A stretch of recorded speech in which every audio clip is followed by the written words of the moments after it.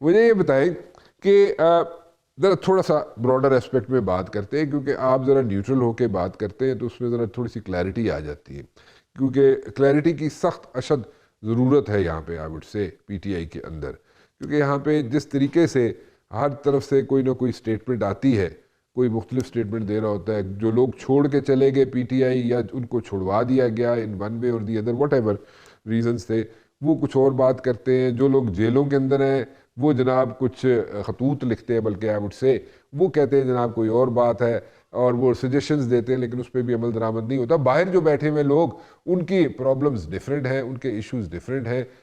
What exactly is happening? یہ اتنی کھچڑی کیوں پکی ہوئی ہے پی ٹی آئی کے اندر؟ But serves the purpose of the government, government کے لیے تو it's a win win situation کہ آپ لوگ آپس میں پی ٹی آئی والے لڑتے رہیں، تو یہ کیوں پھر آپ گورنمنٹ کو ایج دے رہے ہیں، یا جان کے ایج دے رہے ہیں؟ کیا وجہ کیا ہے؟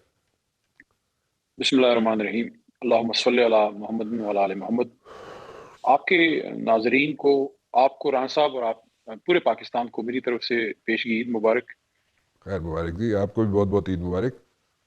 اس دعا کے ساتھ کہ یہ عید پرامن ہو، ہوں، اور عالم اسلام بالعموم لیکن یہ خطہ بالخصوص امتحان میں ہے، ہوں، اور چلیں اس پہ بعد میں موقع ملا تو بات کریں گے، ہوں، لیکن میری دعا ہے کہ تمام انسانیت، صرف مسلمان کی کیوں بات کریں، اللہ کرے تمام انسانیت محفوظ رہے اس عید کے دنوں میں۔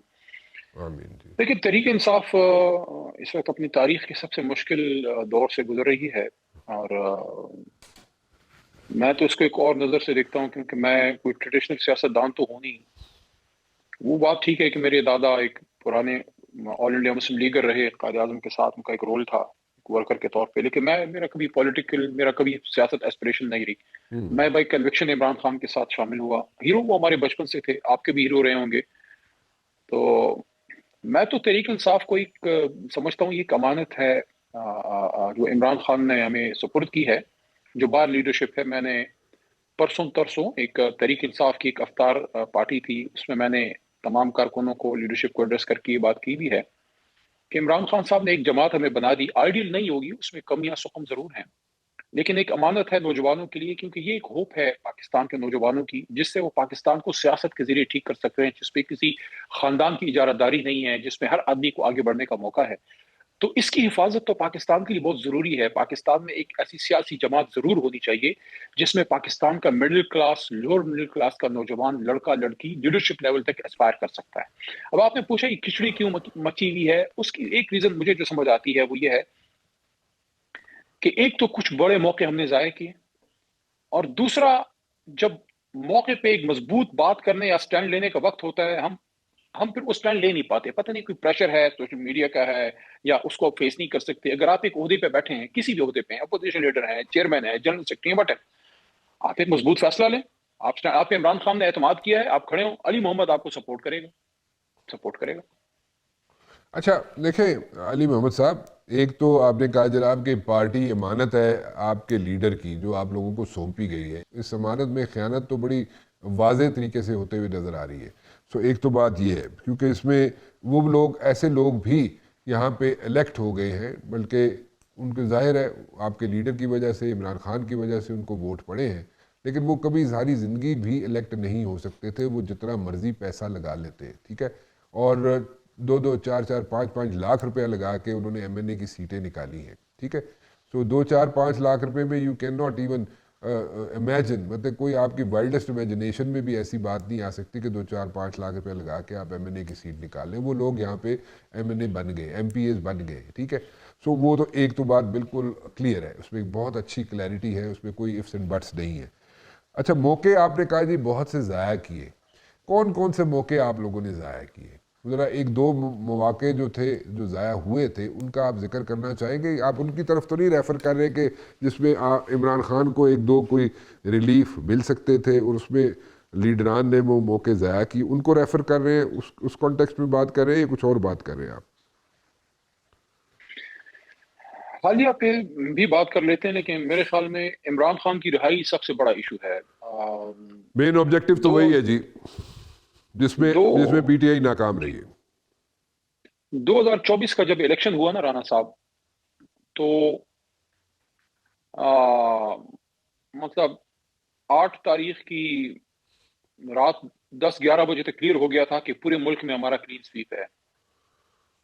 پھر اگلی صبح 9 کی، مطلب 8 کو الیکشن ہوا، 9 کی صبح 5-6 بجے کے قریب پھر ریزلٹس چینج ہونا شروع ہوئے، اور 9-10 بجے تک، اگلی صبح 9-10 بجے تک، 9 تاریخ کی 9-10 بجے تک کلیئر ہو گیا تھا کہ چیز ہمارے ہاتھ سے لے لی گئی ہے. میرے خیال میں 9 تاریخ کو 12-1 بجے ہمیں پورے ملک میں ایک بھرپور احتجاج کی، پرم احتجاج کی کال دے دینی چاہیے کہ ہمارا مینڈیٹ ہمیں بہت حد تک مل جاتا. جب یہ بات جب میری کچھ عرصے بعد عمران خان صاحب سے ملاقاتیں شروع ہوئی، میں جیل میں جاتا تھا بطور لائر، مجھے موقع مل جاتا تھا القادر کیس میں اور توشہ خانہ ان کیسز میں جب چلتے تھے، تو بطور لائر میں اندر چلا جاتا تھا. ایک وقت میں لیگل ٹیم کا حصہ رہا ہوں میں. تو خان صاحب سے میں نے یہ بات کی کہ خان صاحب آپ احتجاج کی بات کرتے ہیں، تب 4 اکتوبر ہو چکا تھا، 26 نومبر ابھی نہیں ہوا تھا. 4 اکتوبر ہوا احتجاج، جو پھر وہ مؤخر ہو گیا، گنڈا پور صاحب کو جانا پڑا. 26 نومبر جس میں وہ لوگ فوت ہو گئے تھے، وہ ابھی نہیں ہوا تھا. میں نے عمران خان کو کہا کہ خان صاحب میرے خیال میں آپ تو لیڈر ہیں، لیکن میری جو ناچیز کی سوچ ہے وہ یہ ہے کہ سب سے بڑا موقع ہمارے پاس 9 فروری کو تھا، الیکشن کے اگلے دن، جب پورا ملک ایسی روڈوں پہ تھا. اور آپ اگر آپ کسی الیکشن کا حصہ رہے ہوں، رانا صاحب آپ کو کوئی ساتھی لڑا ہو یا کسی حلقے میں، آپ کو اس کا احساس ہوگا یا آپ کے ناظرین کو ہوگا کہ الیکشن جب لڑتے ہیں تو وہ کینڈیڈیٹ سے زیادہ اس کے نزدیکی لوگ اور حلقہ بہت جذباتی ہوتا ہے. اگر داندلی ہو جائے تو لوگ بغیر کسی مطلب چھوٹی سی کال پہ نکل آتے ہیں. تو خان صاحب کو میں نے کہا کہ 9 کو اگر ہم کال دے دیتے 12-1 بجے، تو یہ جو ہم سوچ رہے ہیں نا کہ 10 لاکھ بندہ روڈ پہ ہو، نکل آئے بہت بڑی، تو وہ ہو جاتا. تو خان صاحب نے مجھے بڑی بے بسی سے مسکرا کے ایک بات کی. انہوں نے کہا علی، میں اگر خود باہر ہوتا تو میں احتجاج کی کال دے دیتا.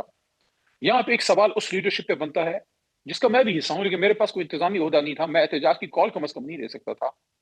لیکن جو بھی لوگ باہر تھے، جو لیڈرشپ لیول پہ تھے، آپ نے کال کیوں نہیں دی؟ اپنی سیٹ کی خوشی میں مگن تھے کہ میں ایم این اے بن گیا. Way to hell with it. آپ ایم این اے بن گئے تو ملک کو کی صحت پہ کیا فرق پڑ گیا؟ ملک کا مینڈیٹ، قوم کا مینڈیٹ چوری ہو گیا.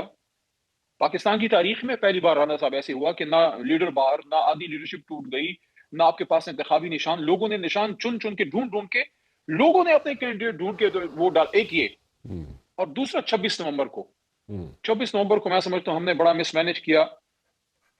چھبیس نومبر کے، اچھا چلیں، ایک تو بات بالکل آبویس ہوگی جو آپ نے ذکر کیا کہ جناب جب الیکشنز اناؤنس ہوئے تھے، ریزلٹ الیکشنز کے اناؤنس ہوئے تھے، اس وقت کال پی ٹی آئی کو دے دینی چاہیے تھی. وہ ایک چانس تھا آپ کے پاس، اور اس چانس کو آپ لوگوں نے ٹیپ نہیں کیا، اویل نہیں کیا آپ نے. سو اس میں آپ کس کو قصوروار ٹھہرائیں گے؟ اس وقت جو لیڈرز عمران خان نے باہر بنائے ہوئے تھے ان کو آپ بلیم کریں گے؟ اور تو کسی کو نہیں کر سکتے نا آپ، تو انہی کو کریں گے آپ.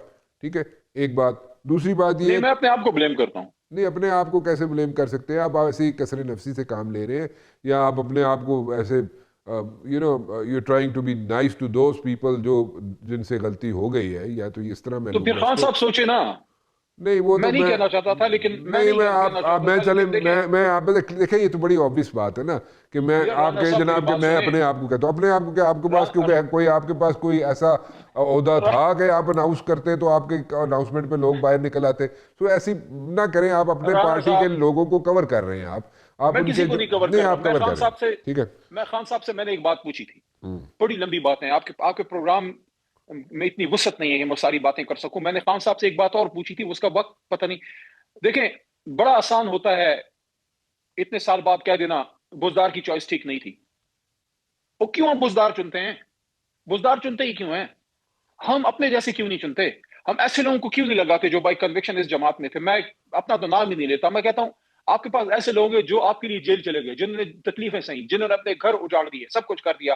اگر کسی ایسے آدمی کو آپ ذمہ داری دیں نا، وہ پھر آپ کے لیے سر دھڑ کی بازی لگا دیتا ہے، پھر وہ ادھر ادھر نہیں دیکھتا. لیکن میں اس پہ چھوڑے، میں کنٹروورشل چیزوں پہ نہیں جاتا.